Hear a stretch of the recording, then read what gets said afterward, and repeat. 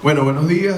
Para mí es un gusto estar acá. Celebro la invitación que hace la profesora Llorelli, que además este espacio impulsado por la alcaldía creo que es fundamental que en un contexto de tanta adversidad y de tanta complejidad como el que vivimos, estemos generando espacios para promover y sobre todo promover de manera institucional la mirada de la salud mental. La salud mental no debe ser una realidad de la que nos ocupemos coyunturalmente cuando vemos 2 o 3 noticias de casos de suicidio. La salud mental es un tema del que tenemos que ocuparnos cotidianamente para justamente prevenir este tipo de desenlaces. Además, qué bueno que esto ocurre en la Semana de la Salud Mental. El día 10 fue el Día Mundial de la Salud Mental y creo que es un mes propicio para ello. Bueno, el día de hoy yo quiero compartir con ustedes brevemente algunos datos que nos van a ayudar a situar parte de ese impacto. El impacto de la pandemia en salud mental ha sido, no tengo otra manera de referirlo, brutal y devastador. Sin embargo, para poder entrar en detalle, yo he decidido presentarles quizá lo que creo que corresponde el impacto diferenciado más importante de la pandemia justamente a poco más de 2 años, y es el impacto en niñas y adolescentes. Paso previo voy a decir, la pandemia ha afectado de manera diferencial a los niños y los adolescentes, pero adicionalmente dentro de este grupo que ya es vulnerable, encontramos justamente el impacto específico en niñas y adolescentes que nos alerta y debe ser un motivo de atención y de prioridad, sobre todo para servicios como el que inicia la alcaldía de Baruta. ¿Podemos pasar a la siguiente lámina? Los datos que les voy a compartir son datos que corresponden al trabajo que venimos realizando desde el Servicio de Atención Psicológica de SECODAP, que yo coordino, Crecer Sin Violencia, el cual atiende anualmente entre 5 a 6 mil personas. Es un servicio que atiende personas de todo el país, por lo que estos datos pueden ser referencias. Sin embargo, habría que decirlo, yo creo que en eso es importantísimo el trabajo que pueda hacer el servicio de la alcaldía en generar datos oficiales, porque no tenemos datos oficiales en materia de salud mental, y es clave que tengamos datos y los datos sean transparentes para que puedan haber verdaderas políticas públicas en materia de salud mental. Fíjense, acá solo un comparativo para que veamos un poco de dónde venimos. Entre los años 2020, 2021 y 2022, estos datos corresponden al corte apenas del primer semestre del año, ¿ok? Veamos, en el año 2020, iniciando la pandemia, nosotros habíamos recibido un total de 214 solicitudes en el primer semestre. En el año 2021, 624, en el año 2022, 1069. Proporcionalmente, el número de beneficiarios, personas atendidas, 1.407, 2.294 y casi 5.000 personas al cierre del primer semestre de este año. Y asimismo, el número de consultas. ¿Qué quiero mostrar con esto? Sobre todo una cosa, la pandemia puso de manifiesto que el tema de la salud mental es importante y generó una gran demanda en la población, pero esta es una demanda que no ha cesado. Esto no es que como ahora estamos más relajados con el uso del tapabocas y como parece que hay menos casos y vemos menos cadenas pidiendo concentradores de oxígeno, quiere decir que entonces ya pasó, y como ya pasó, entonces la gente ya se siente chévere. Mentira. Pasemos a la siguiente. Ok, vamos a la siguiente lámina, por favor. Pasemos una más. De la gente que atendemos, el 54.8% de las solicitudes de las personas atendidas se identifican con el género femenino, lo cual nos habla de 2 cosas. No es que los hombres tengan menos incidencia en temas de salud mental, también hay un tema de menos consultas. Hay una cultura que plantea que el hombre debe ser fuerte, esta frase lamentable, el hombre macho no llora, y bueno, y todo este tipo de planteamientos. Pero en cualquier caso, sabemos que las mujeres consultan con más frecuencia, esto es algo a tener en cuenta. Pasemos a la siguiente. Las niñas y las adolescentes son, dentro de este universo, además quienes más servicios de salud mental solicitan, y esto es algo que hay que tener en cuenta, porque cuidado, que soliciten más niñas y adolescentes no quiere decir o no es equivalente a que sean atendidas todas las niñas y las adolescentes que lo requieren. Pasemos a la siguiente, por favor. ¿De dónde atendemos la mayor cantidad de población en nuestro servicio? Distrito Capital, un 51%, un 28.4% corresponde al estado Miranda, y luego allí ven el desagregado de los otros estados, 23 estados atendidos durante el año 2022. Pasemos a la siguiente, por favor. Acá es donde nos vamos acercando a lo bueno. A ver, fíjense, estos son los motivos de consulta para población general, niños, niñas, adolescentes y adultos. 36% de los casos atendidos corresponden a alteraciones del estado de ánimo. ¿Qué quiere decir esto? Casos que van en el espectro entre la ansiedad y la depresión, con todas las formas mixtas y subtipos que vamos a encontrar allí.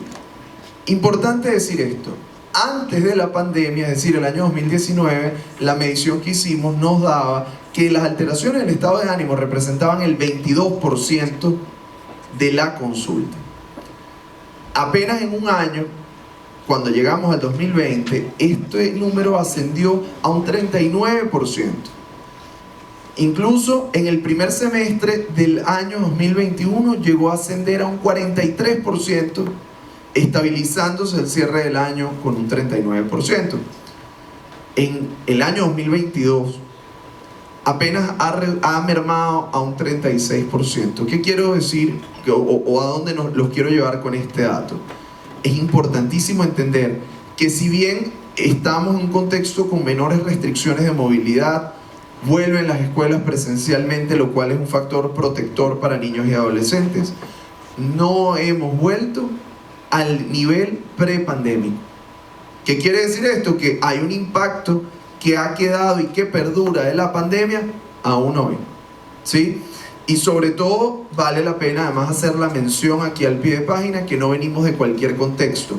Previo a la pandemia cursamos uno de los periodos económicos y sociales más críticos que ha vivido el país en su historia republicana, después de las grandes guerras, y que nos sitúa evidentemente en un marco de sufrimiento y malestar. Pero imaginemos el tamaño de ese sufrimiento y ese malestar que en cuestión de muy corto tiempo se ha incrementado. Cuando veamos en datos, y por eso los datos son tan importantes, que en un corto periodo de tiempo aumentan tanto los casos de ansiedad y de depresión, no es porque la gente es débil y porque, bueno, cada quien con sus problemas. Esto sobrepasa una dimensión individual, porque de manera espontánea no se deprimen tantas personas al mismo tiempo, ¿sí?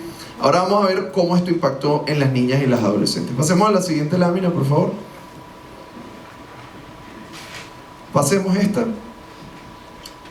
Fíjense, vamos a hablar de manera específica en alteraciones del estado de ánimo y riesgo suicida, que creo que es el tema donde el impacto se ve de forma más clara. Pasemos por favor a la siguiente.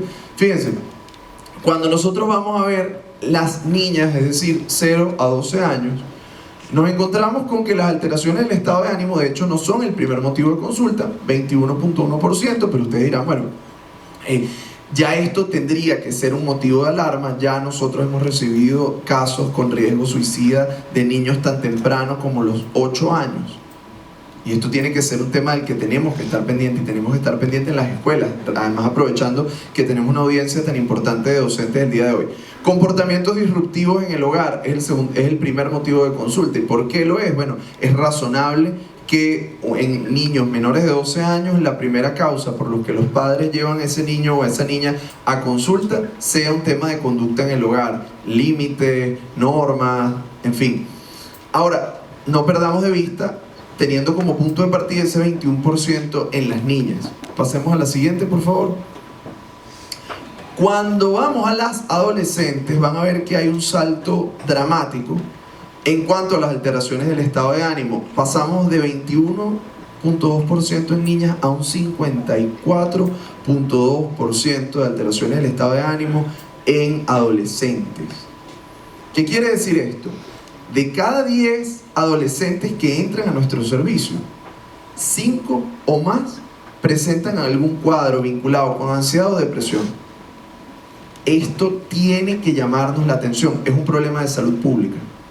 Es un problema de salud pública, la ansiedad y la depresión en adolescentes. Y ustedes, docentes que están acá y que nos acompañan, y otros profesionales del área de la salud mental, tenemos que ser conscientes de esto, porque no es tan evidente. No vamos a tener necesariamente a los chamos llorando en los rincones, y haciéndonos mención clara de lo que les pasa. Vamos a ver disminución en su rendimiento académico, vamos a ver irritabilidad, vamos a ver conductas en sus redes sociales que pueden sugerir parte de este malestar, vamos a ver cortes, autolesiones, y vamos a encontrar uno de los elementos clave acá, que es el tema del riesgo y la ideación suicida, que está presente y que cuando aparecen 2 o 3 titulares en algún medio de comunicación nos alarmamos, pedimos en ese momento charlas, talleres, hacer algo, y luego se nos pasa porque tenemos muchas otras preocupaciones. Entonces es importantísimo tener en cuenta esto. Ojo, violencia también va a ser un tema importante. Yo no sé si el tiempo nos va a permitir abordar esto, pero creo que es clave también tenerlo allí presente. Pasemos a la siguiente lámina, por favor.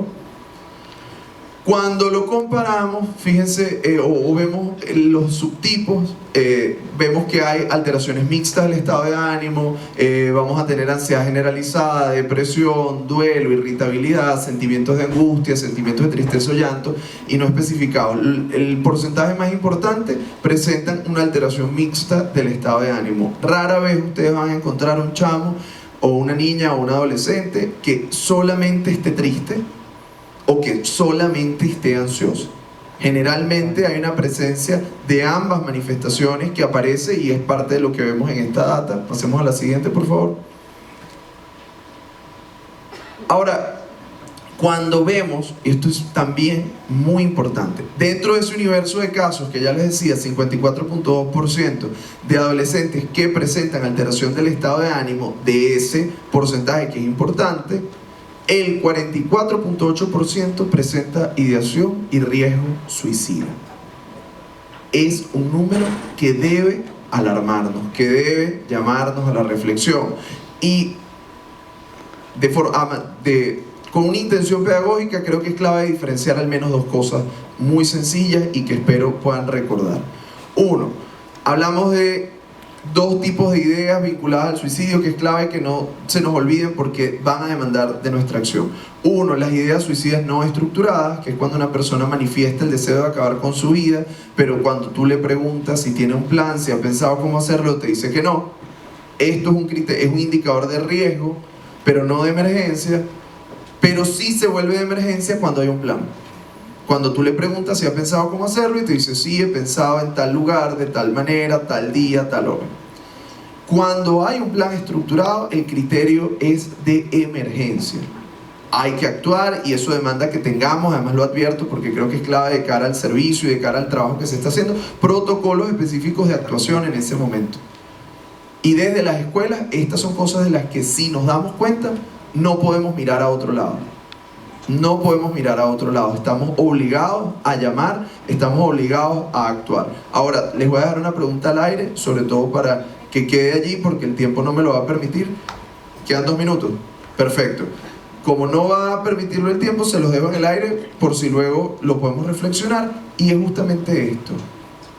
¿Qué pasa si además yo tengo que notificar a esa familia y resulta que los padres de ese niño o ese adolescente son agresores o son un factor de riesgo? Entonces muchas veces optamos por quedarnos callados, por no decir nada, porque no sabemos qué es peor, pero en esa inacción pasan cosas terribles y creo que es importante que nosotros estemos atentos. Pasemos a la siguiente, por favor. Veamos esto. De los casos que presentan alteraciones del estado de ánimo, ¿cuál es la relación con aquellos que tienen ideas o riesgo suicida?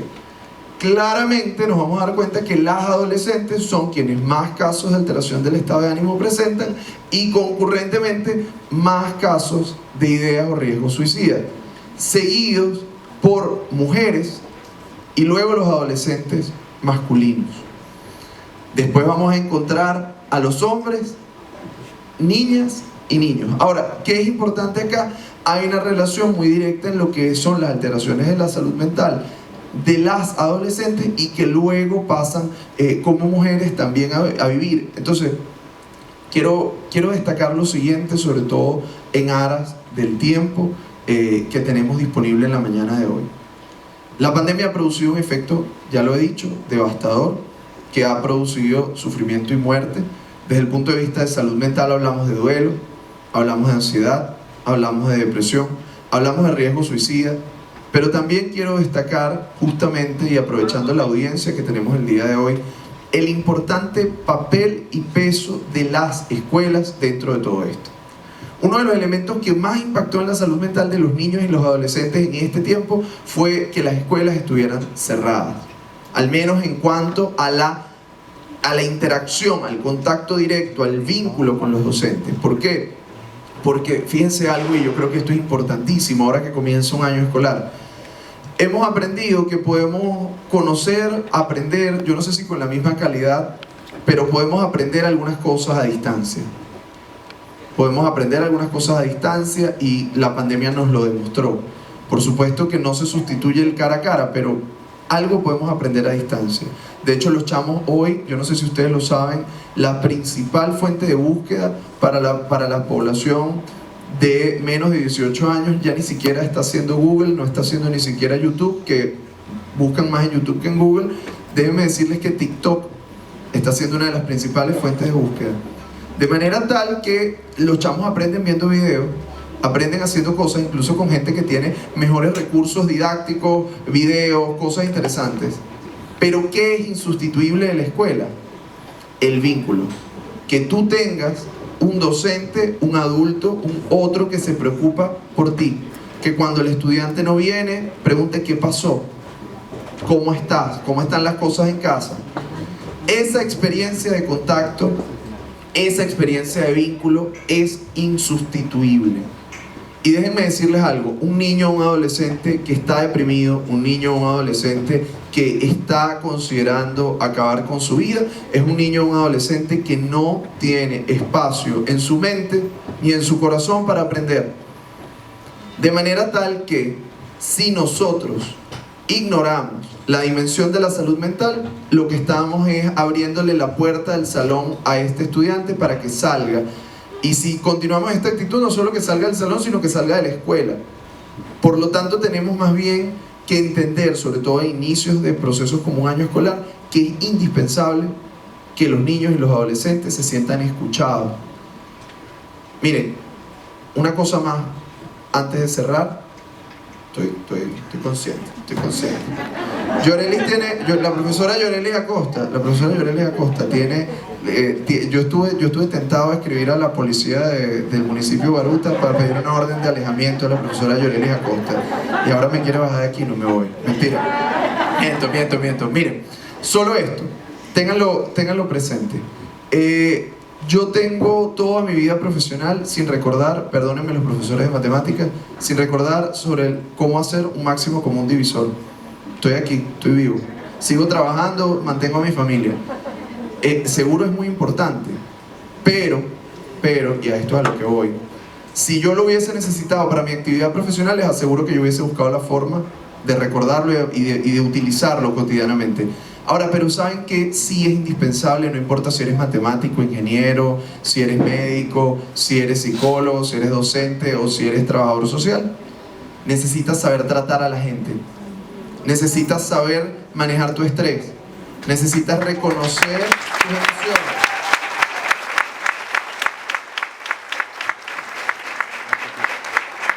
Entonces, el llamado rápido y breve: por favor, prestemos atención en las escuelas a la salud mental. Por favor, promovamos desde los espacios comunitarios, de la alcaldía, de nuestros entornos, la salud mental. Es mucho más económico, mucho más rentable y mucho más poderoso que nosotros trabajemos a ese nivel para evitar grandes daños, que esperemos a tratar de reparar aquello que no tenemos garantía de poder hacer. Y este dato de ñapa, fíjense, cuidar la salud mental de los docentes, y creo que es importante que los tengamos como prioridad. Fíjense, ¿cuántos docentes atiende un niño más o menos por año? Unos 35, 40. ¿Sí? ¿Alguien tiene una calculadora a la mano? Para que nos vayamos con este dato, que no se les olvide. ¿Sí? ¿Alguien tiene una calculadora allí? Ok, fíjense, vamos a pensar en esto. Un docente trabaja en promedio unos 25 años si se dedica por completo a la educación. 25 años, ¿verdad? Por 35 estudiantes, poniéndolo bajito, que no haga doble turno, que no trabaje en varios colegios. ¿Cuántos estudiantes estamos hablando? 875, asumiendo que esa persona solo dio clase en la mañana y se fue para su casa y no hizo más nada. Sabemos que siendo docente hace falta un poco más que esto, ¿verdad? estamos hablando prácticamente de 1000 estudiantes que puede atender un docente a lo largo de una carrera universitaria, una carrera profesional.